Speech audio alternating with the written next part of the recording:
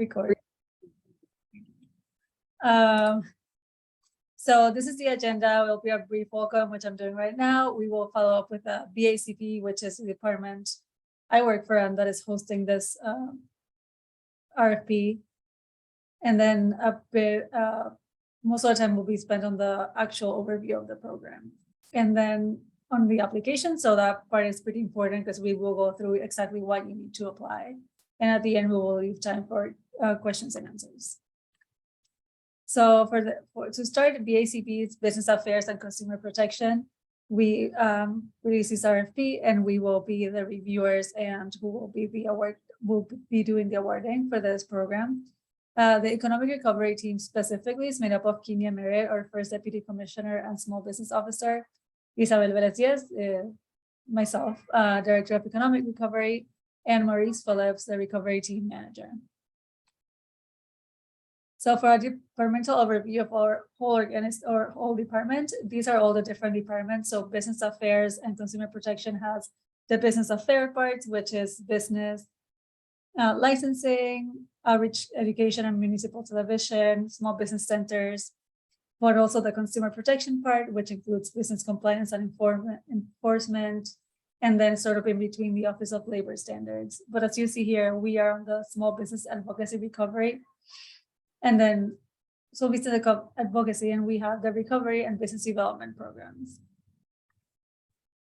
This program is part of the Chicago Recovery Plan. So the city of Chicago received $1.3 billion of federal funding from ARP, which is the American Recovery Plan. And then BACP specifically received $52 million of this. We will be having 3 areas where we'll be using these funds for, which are small business support, nonprofit capacity building, and food equity, which is the one that relates to this program. This program is the first program we launch under that category, so we're very excited about that.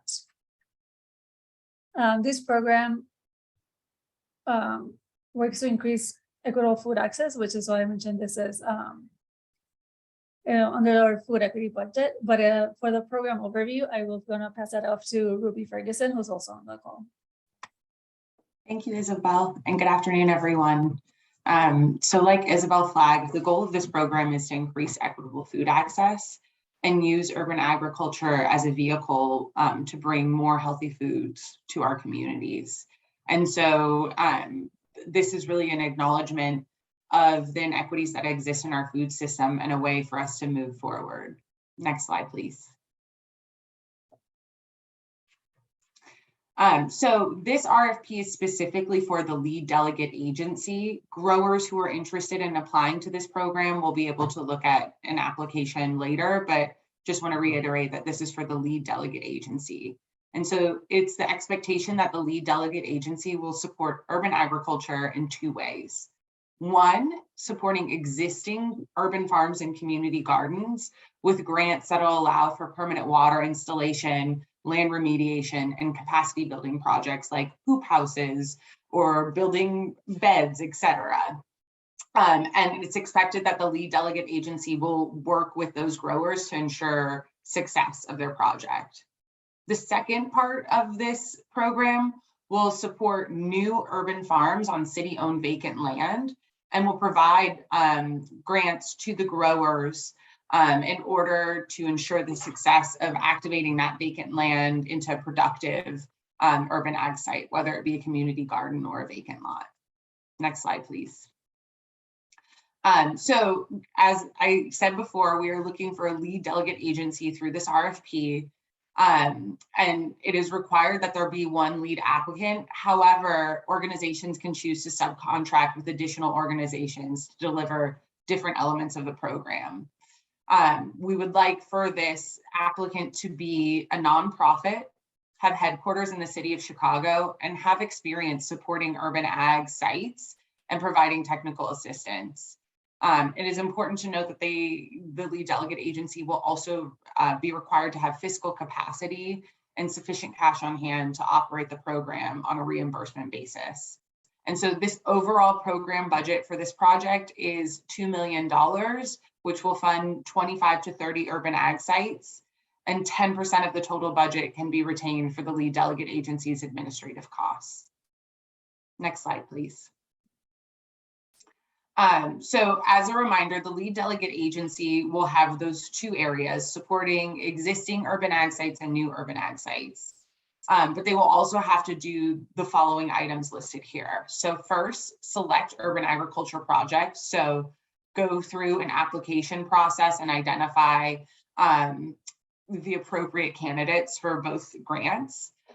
Implement projects and manage the new urban ag sites, and provide ongoing technical assistance to those growers so we can ensure success.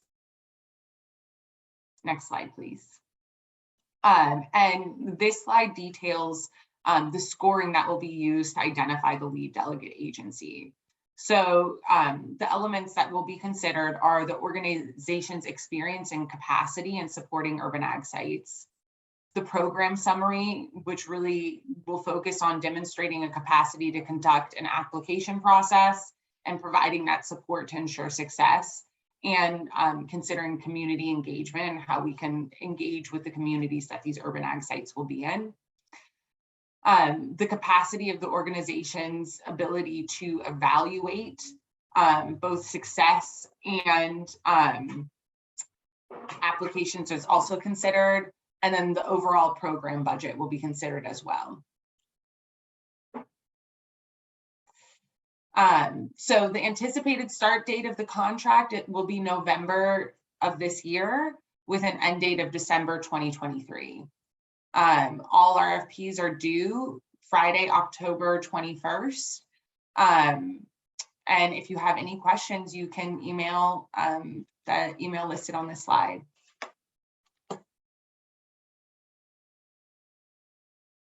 Great, thank you. So I don't see any questions on the chat. So if anybody wants to ask a question, feel free to do so. Oh, I see one. Could I reshare the 100-point slide one more? Yeah, I can go back. And we will also share, oh, sorry. We will also share this presentation with everybody on this call, so you will get this whole deck.